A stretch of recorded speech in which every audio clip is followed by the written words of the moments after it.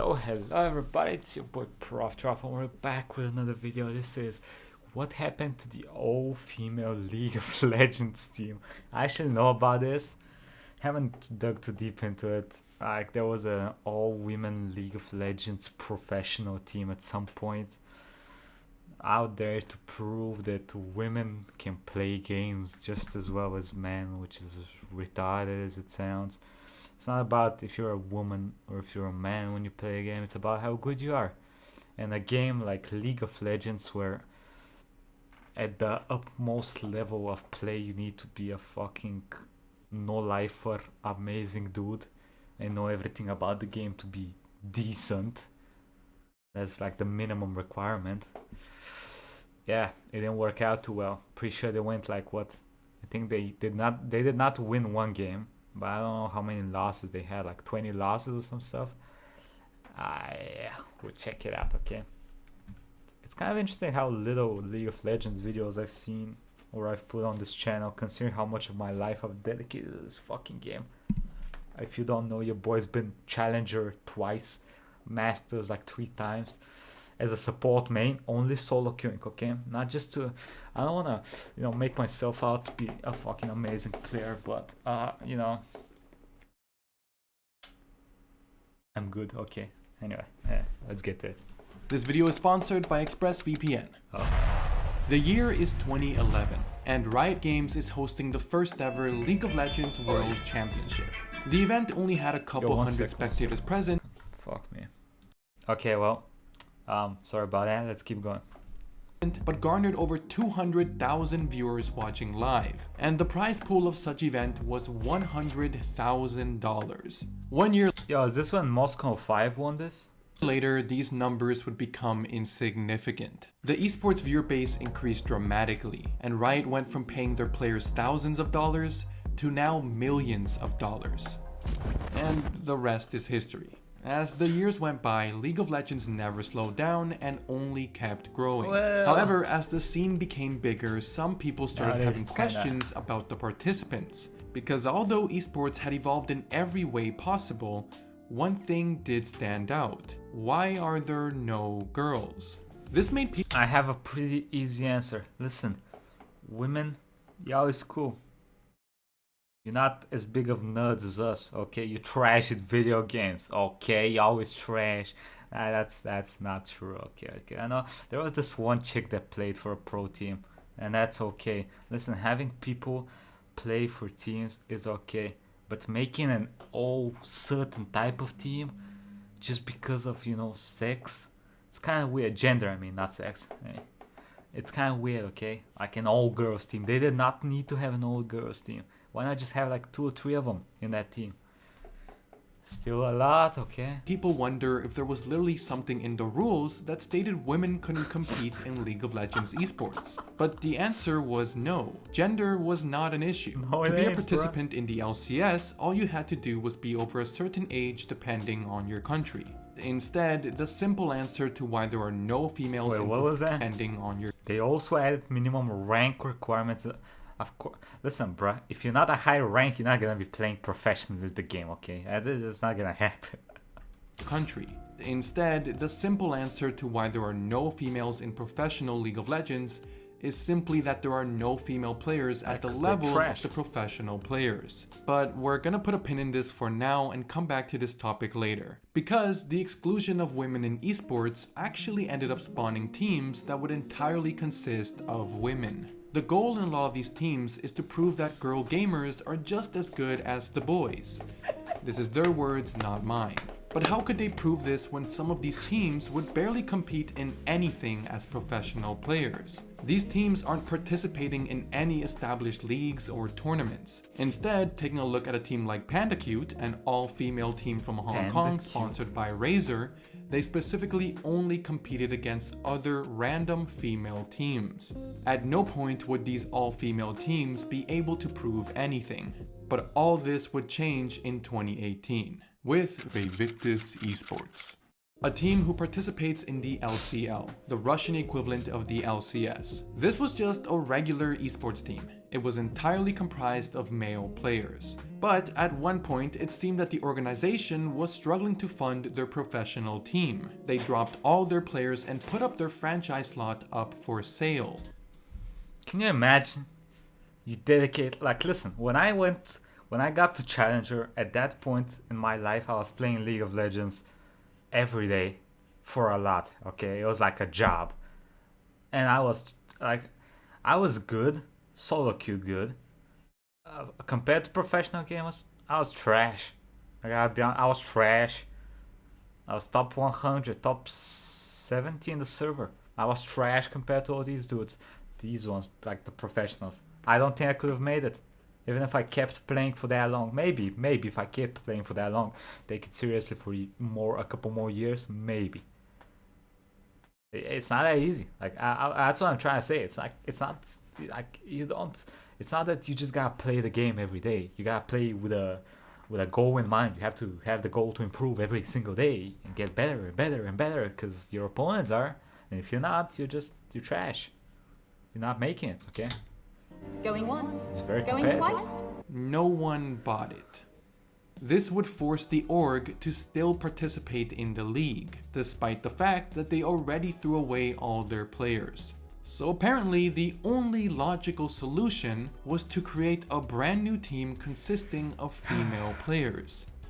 Now, regardless of how bizarre this situation was, this decision would create a dynamic which until now had never existed. For the first time ever, a team fully comprised of female players would be competing in a tournament officially organized by Riot Games. This meant that despite how unlikely it would be, there was actually a statistical chance that an all-female team could make it to Worlds. Oh no, that was the spell. Oh, it's in Russian. I was like, what the fuck? How did they let him have that name in all caps? Chance that an all-female team could make it to Worlds, the highest level of competitive League of Legends. Spoiler, it obviously didn't happen. But in some alternate universe, Faker is crying because he lost to a player named Triggered.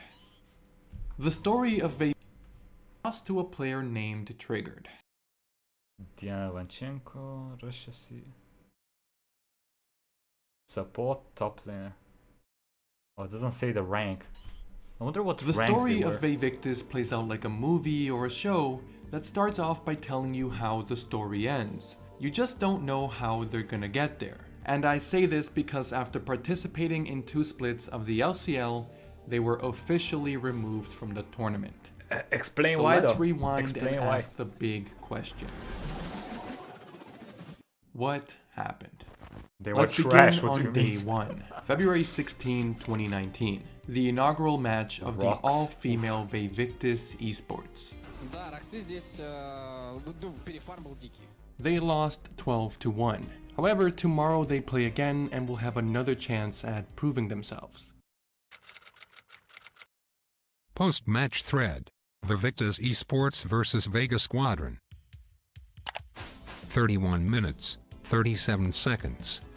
52-2. 31. 0 to 10. How do you not take 1 tower in 32 minutes?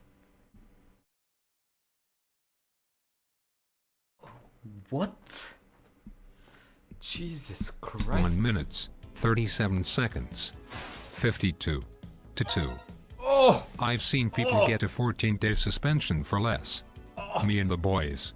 Smurfing in iron. If I had this KDA in a ranked game, I would be banned.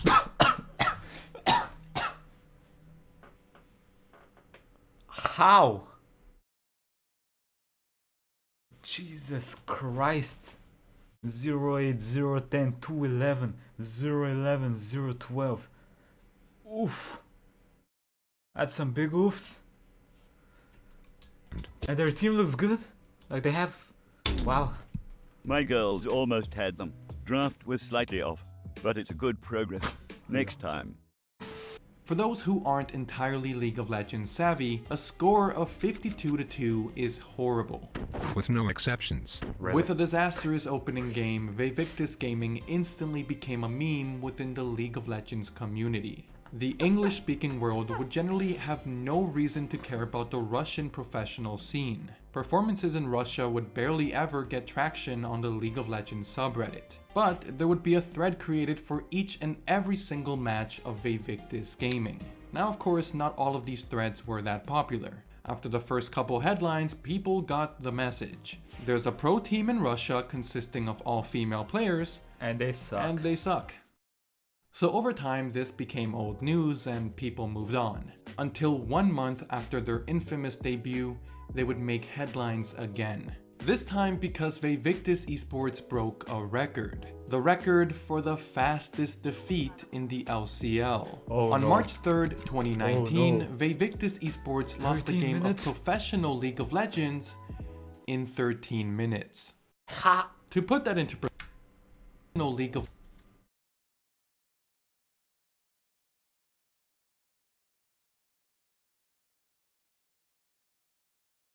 I don't see how. Were they playing fucking Lucian top? Were they play? I see. Legends. I see. They have in 13 minutes. Unless this was to the put meta, that into then I don't perspective, an being average good at game of staying League points. is about 30 minutes long. Additionally, in order to surrender, the game requires you to have played at least for 15 minutes. This event would unfortunately Was it 15 minutes then? It used to be 20 minutes and they changed it to 15 minutes at some point. I don't remember exactly when.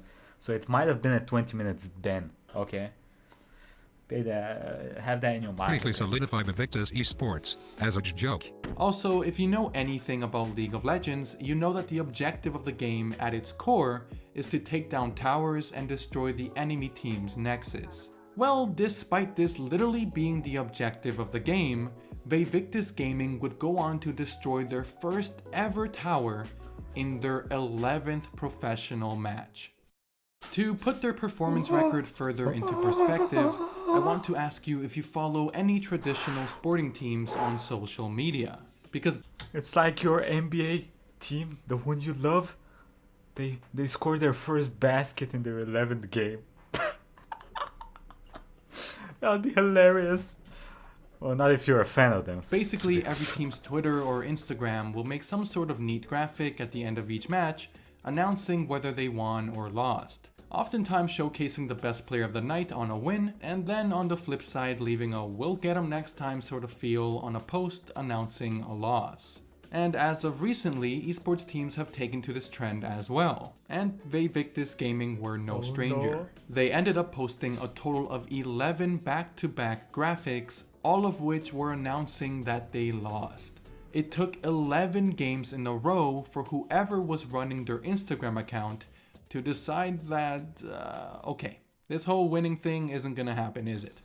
And it really didn't. The team ended their competitive career on a historic 28-match lose streak. They actually also participated in a mid-season summer tournament. There they played 6 games and lost them all as well. So if you include those, they actually ended on a 34-match lose streak. Oh! And by the way, that's the magic number. 34. It took Riot Games in Russia 34 games to officially remove Vayvictis Gaming from competing in the LCL. Now you might think that this was a complete disaster for the Vayvictis organization. And I don't know the company's logistics, but some would argue that it was actually a success. Sure, these girls embarrassed themselves at 34 different events, but if the company at all believes in any publicity being good publicity, And they won then they succeeded. Yeah. Because, believe it or not, this team actually acquired fans. Remember those Instagram posts I talked about earlier? Well, while looking through them, I found a lot of encouraging comments coming from Vayvictis supporters. Now, of course, I am not surprised. Listen, if you spend most of your days playing League of Legends, the female body, the female gender is like, it's like Bigfoot. You know it exists, maybe you've not seen it. No one's seen it. You have not seen it. So seeing a team full of females, probably it makes your body feel weird, right? You boil, your blood is boiling a little bit, something's happening in your pants. But listen, 34-0. Wait, 0-34. I don't know. Some of these dudes were straight simping, but others appeared to be just fans who wanted to support the underdogs. In this case, these fans were... Bruh, this dog, it ain't an underdog. This dog is dead, buried, again. A building was raised atop of the dog's grave. He got cemented over 15 times. It ain't rising up, okay? This is not an underdog. He dead, bruh. He dead. Supporting a team who would always have almost no chance of winning. But there was still a little bit of a chance, and obtaining just one victory would make everything worth it. I thought they were... Of course, that never happened. And that's the end of Vivictus Esports. After being removed from the LCL, the team is now participating in all-female tournaments instead. However, despite all of this mess... Why is there all-female tournaments in a game that has nothing to do with your gender? Like, this is not IRL sports. This ain't football, basketball, where your body dictates that you have less of a chance biologically. What the hell? This is hilarious to me. I actually still think that the day when a female pro comes to League of Legends is actually coming soon. But it will female pro. However, despite all of this mess, I actually still think that the day when a female pro comes to League of Legends is actually coming soon. I remember that there was a female pro at one point that played on a good team and they had wins.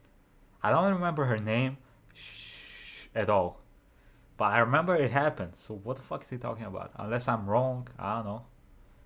Please someone correct me if I'm wrong. Most definitely not come in the form of an entire team built around female players, because that's a gimmick. Instead, there will one day be a female player who is at the level of the current professional skill level. And this isn't so crazy of an idea. Just a while back, a team in Brazil who participates in the Brazilian equivalent of the LCS actually signed their first ever female player. Her name was Mayumi and she was a challenger support main. I could talk at length about that situation, but for the most part, it was a quick glimpse of what could happen when the integration of female players is done correctly. And like I said, I prove them that the parts can be something more. Prove to them. Believe that this scenario is coming very soon. Come back to this video when it happens.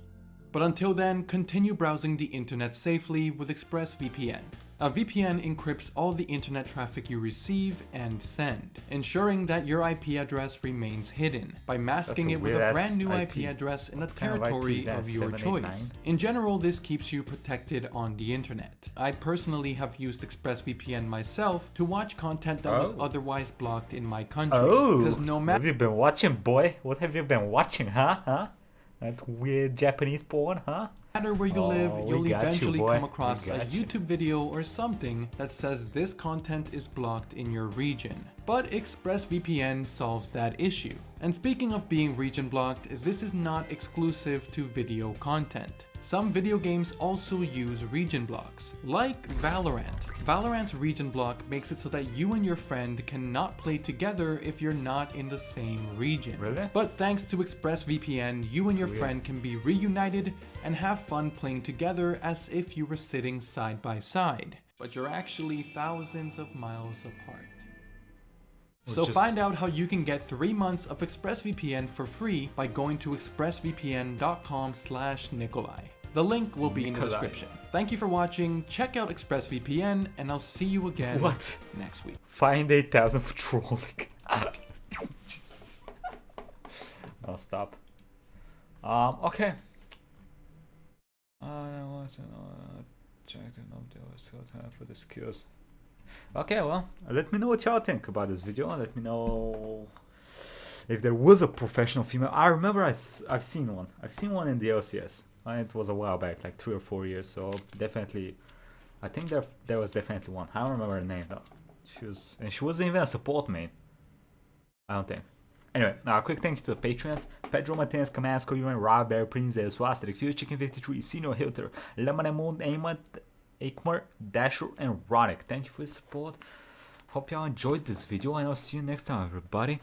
Have a nice day. We'll be playing some RimWorld later on in like an hour or two, so come for that. I'm not sure when this will be uploaded, so it might be later. It might have been done already. Yeah, I'll see you next time, everybody.